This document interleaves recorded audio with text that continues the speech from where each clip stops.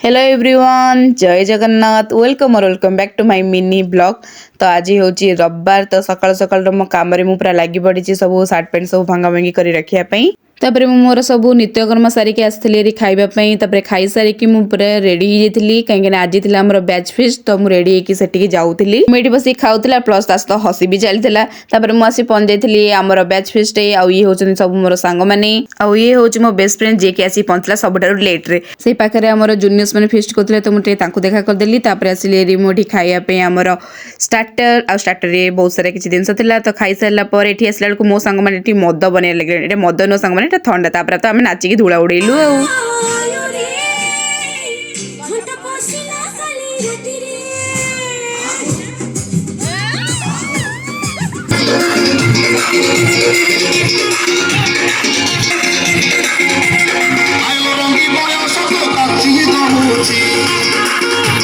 तापर नाच सरला आम आसलू केक काटापी आगू को भी नाच अच्छी सांग मैंने एम हूँ सब मो पुरुष मित्र आपण मैंने भी टे मन को देखी दिंतु।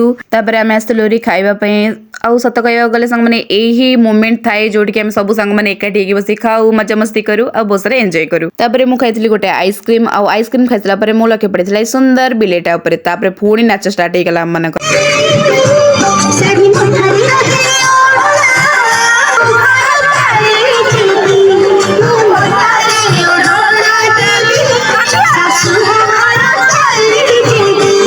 इतने सारा नाच नाचिया मैं तो थक गई गाइस। तो आज ये रोची बाय बाय।